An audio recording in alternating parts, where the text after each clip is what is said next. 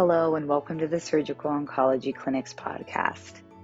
Surgical Oncology Clinics is a quarterly publication from Elsevier, consisting of review articles centered on a major topic important to surgical oncologists.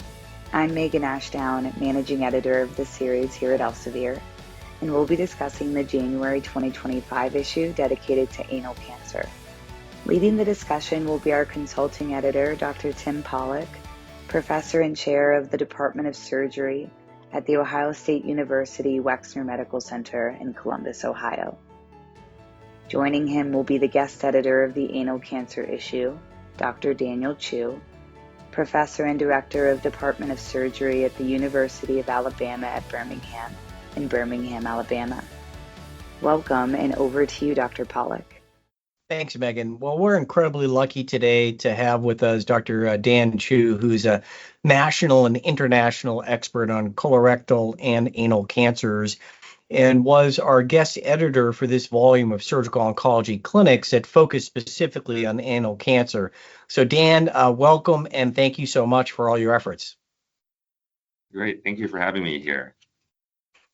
So fantastic. So today we're going to have a chance to talk about, 4 articles from what really was a great volume and very informative, issue on anal cancer. So I'd like to start off talking a little bit about the epidemiology of anal cancer and chat a little bit about the manuscript from Doctors English and Warden.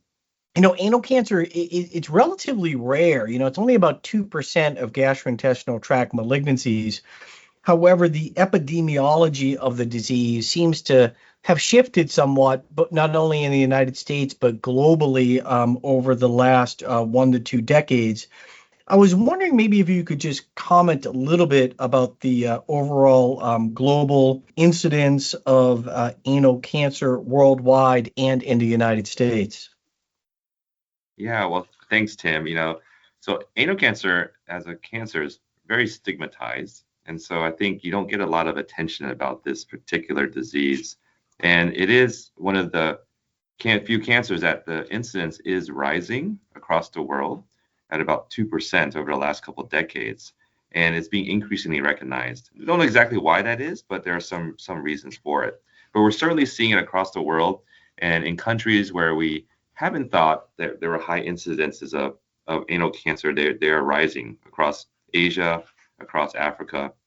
In the United States in particular, we've always known about anal cancer.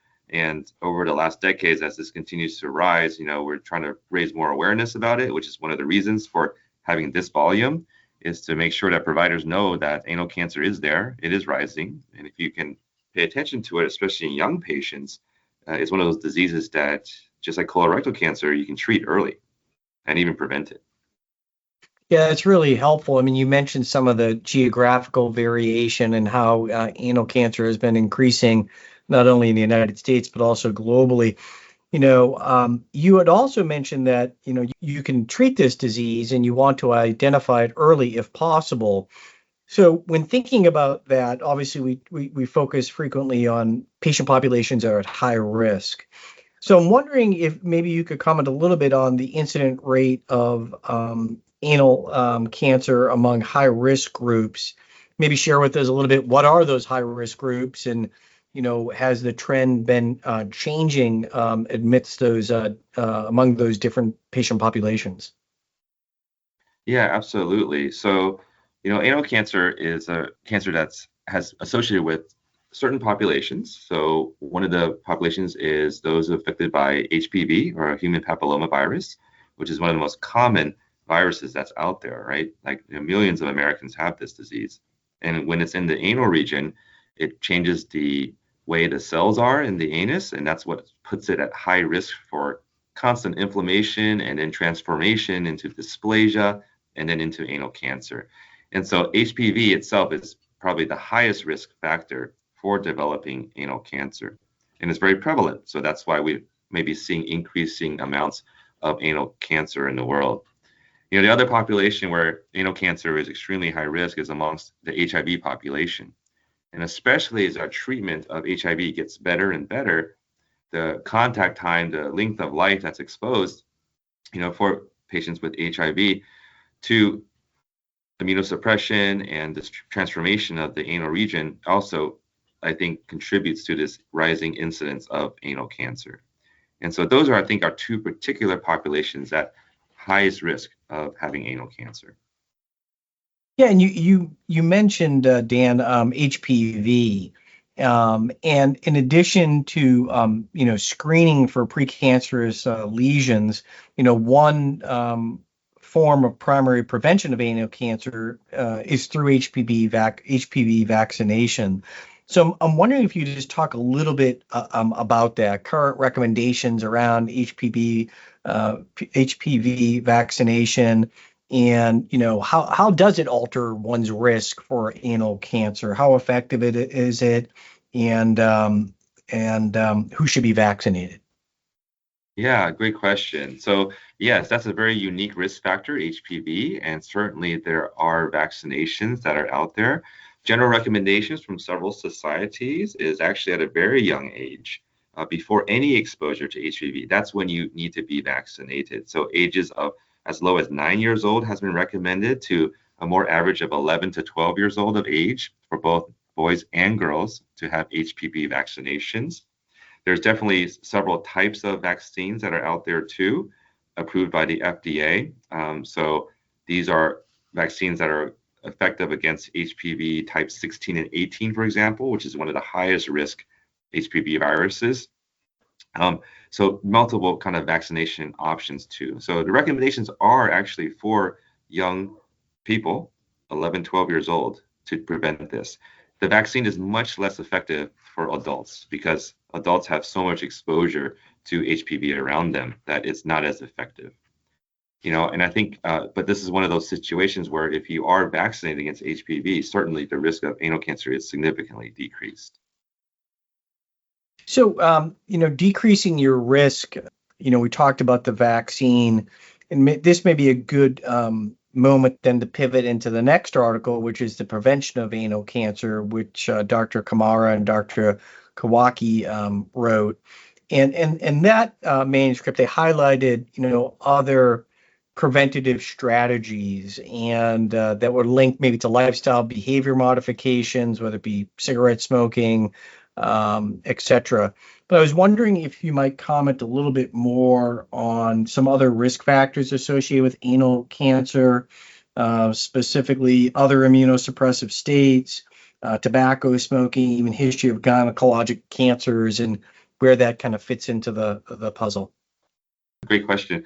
So certainly anal cancer with HPV is very much similar to cervical dysplasia and cervical cancer. In fact, a lot of the treatment strategies and ideas of how we approach this comes from that part of the practice in gynecology.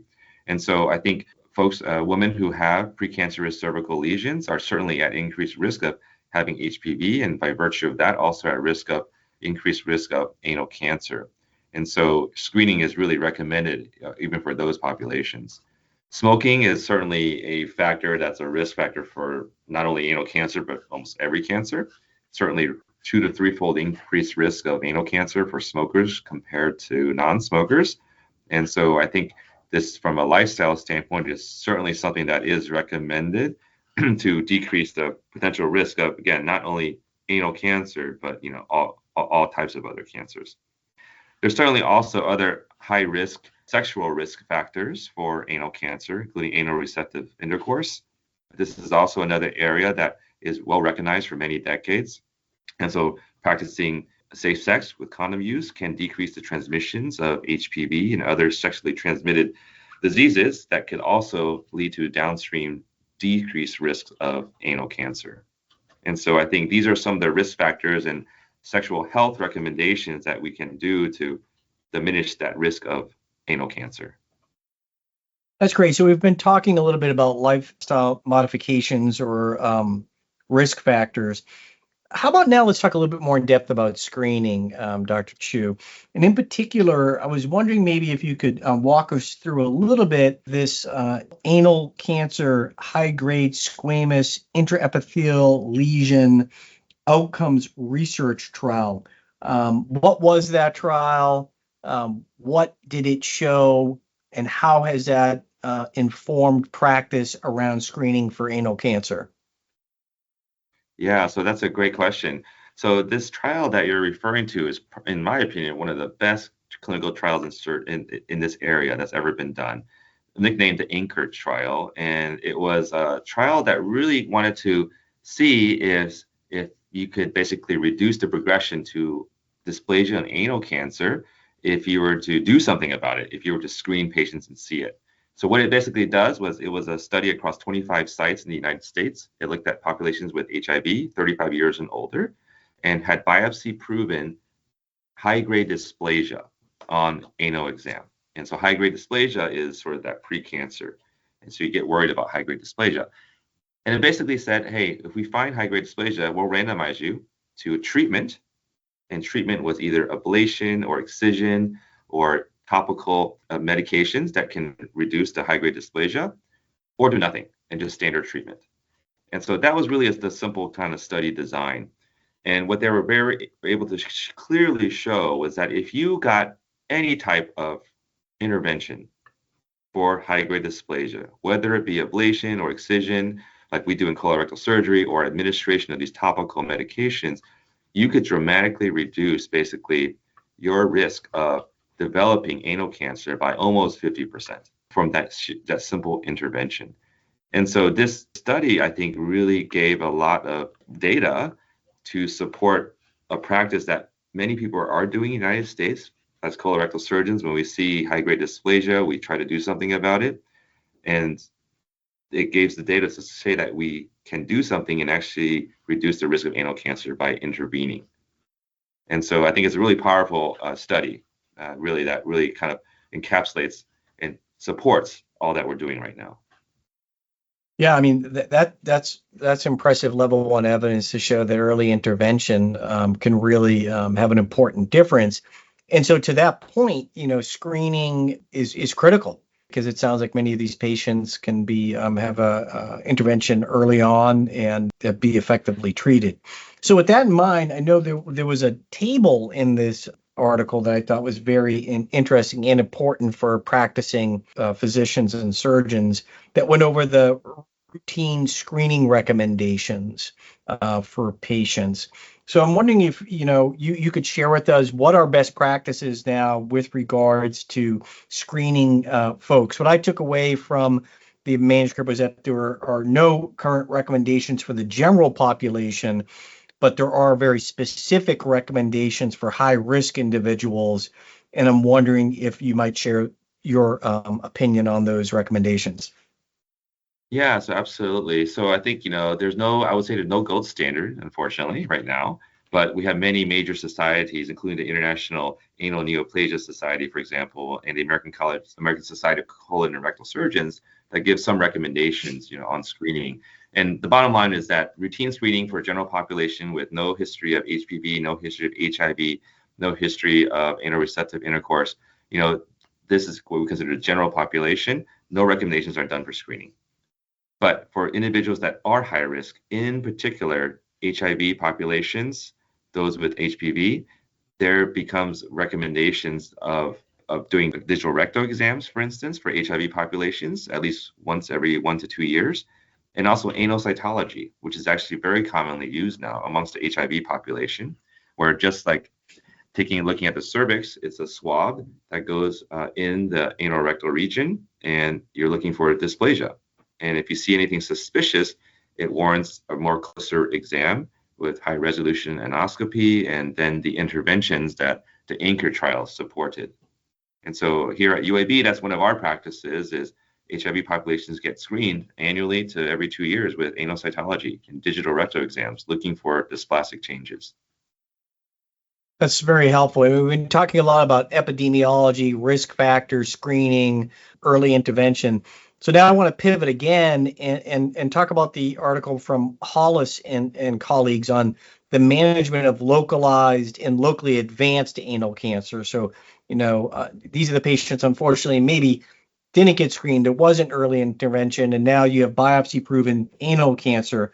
I was wondering maybe if you could share just a little bit of the workup patients who have anal cancer for, surgeons out there. They see a patient in their clinic, there's biopsy proven anal cancer. What are the next steps to complete the diagnostic and staging workup? Yeah, wonderful. Yeah, great question too. Certainly I would recommend also for any surgeons who have been diagnosed with this that aren't familiar, the NCCN guidelines are a fantastic resource to really kind of look at this from an algorithmic standpoint.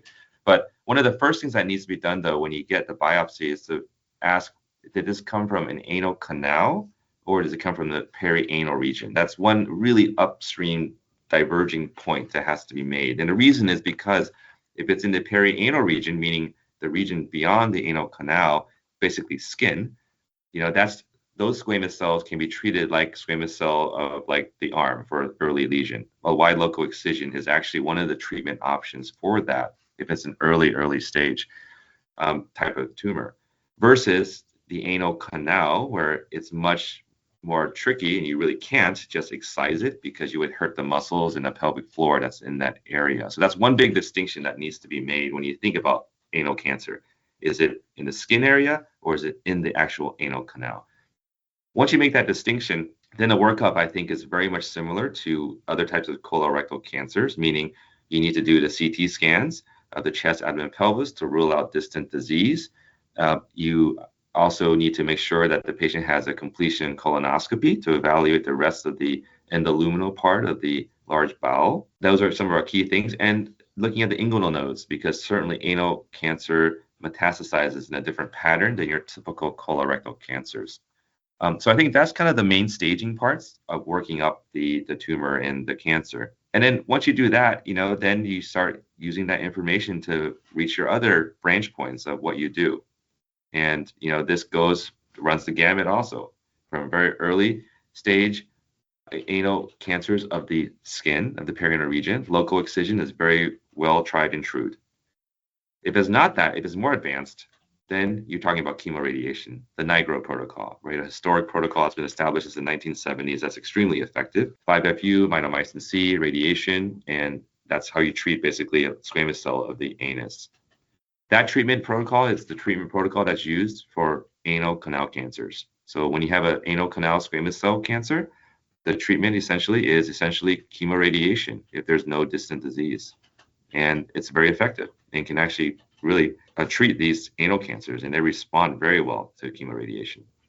So maybe just touch on a little bit, how effective, is this treatment, and what type of surveillance do you need to do as far as, rebiopsying? When do you rebiopsy after the chemoradiation? How do you follow these patients?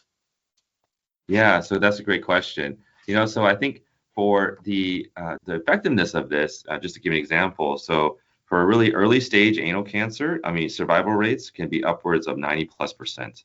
And even in stage 2 disease, 80+%. Stage 3, 70+%. These are pretty high numbers even for stage 3 disease with chemoradiation. Stage 4, obviously, like any other cancer, changes the game, and survival rates are reported around 20 to 30% at 5 years. So it's pretty effective with the chemoradiation. It works, I would say, most of the time.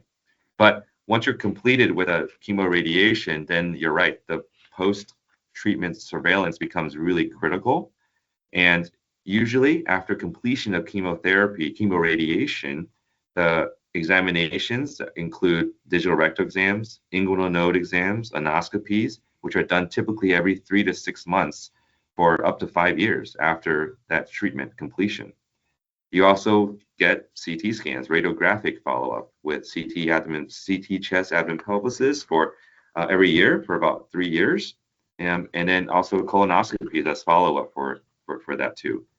So that's the kind of what you do for post-treatment surveillance. And I was going to say, at any point, if you do have evidence of recurrent disease anywhere within those years afterwards, biopsy is done to prove it, and then usually at that point you have to consider surgery, which is unfortunately an APR.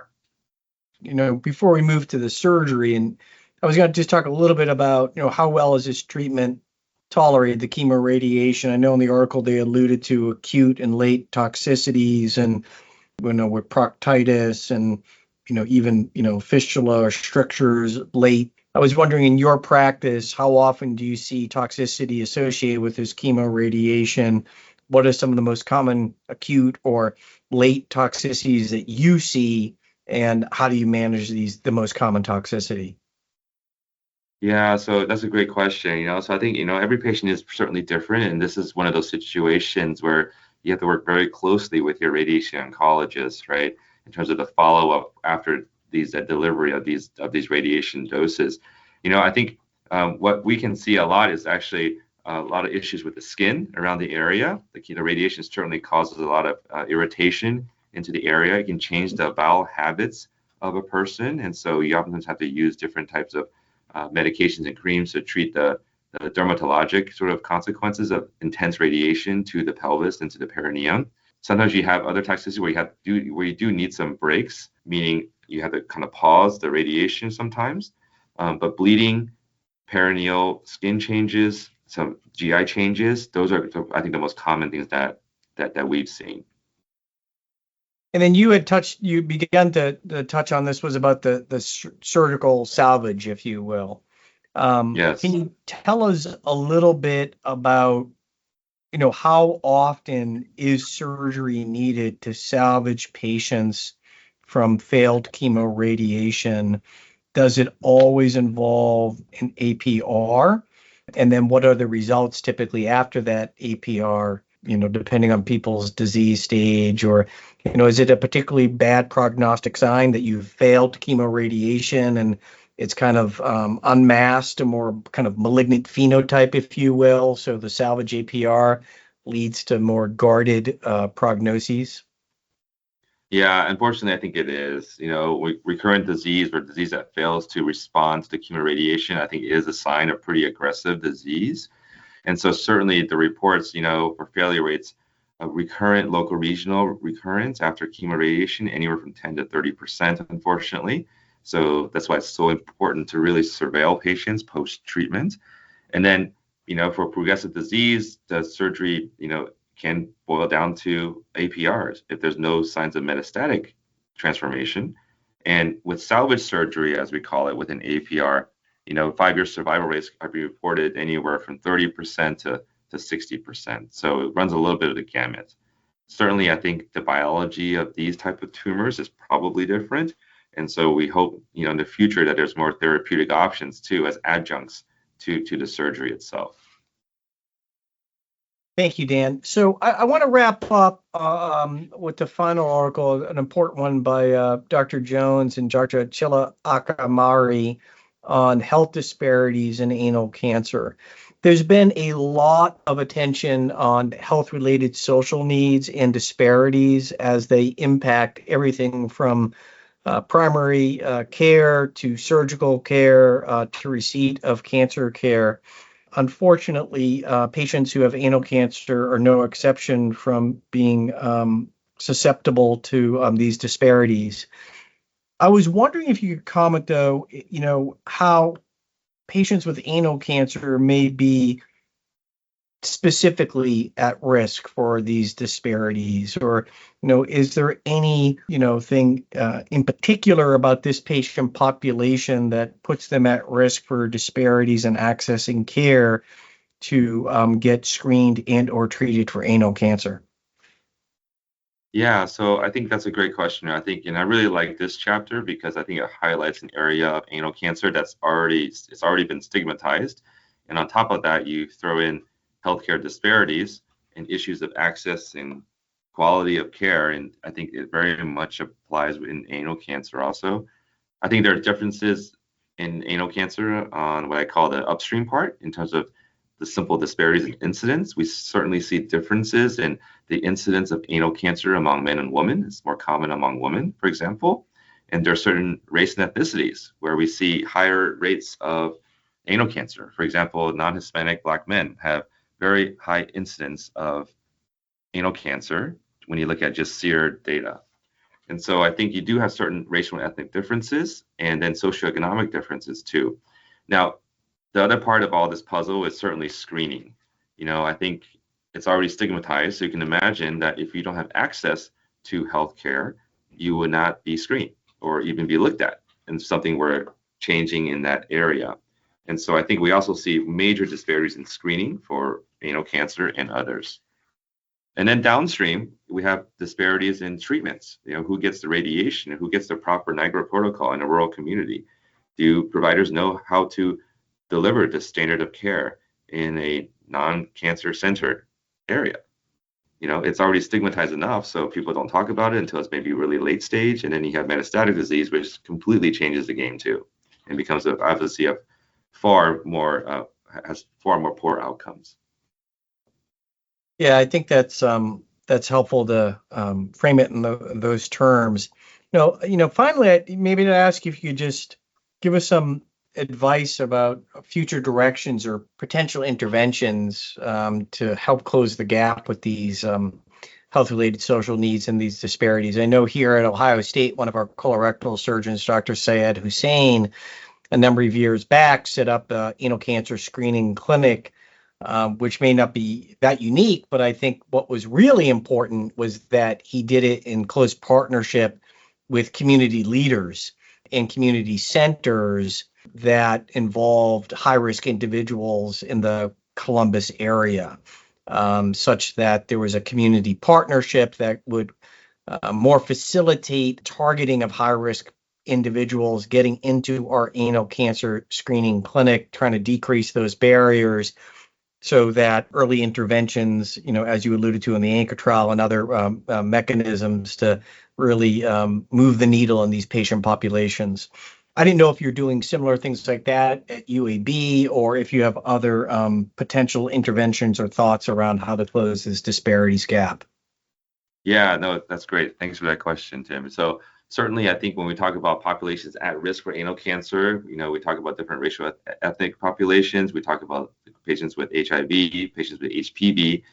Certainly, I think these are populations that are also stigmatized in many ways. And so creating a environment, a system process that's easier to access without those type of feelings for patients, I think is really important and has to be done.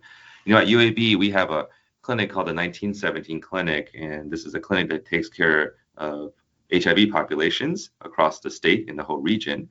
It's been around for many, many decades, and they have been really fantastic partners in terms of creating a physical space that's safe and that's open and inviting for patients to come to be evaluated, to have an anorectal dysplasia clinic, for example, that can be run to be, just like you said, in Ohio State, to be evaluated in a very sort of safe environment that feels very natural and normal.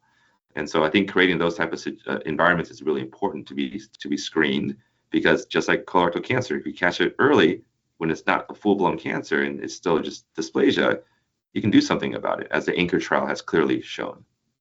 If you are diagnosed with anal cancer, right, having easy access to then getting the immediate upfront treatment with the chemoradiation is also really important. Just like colon cancer, if caught early, is treatable, it's curable.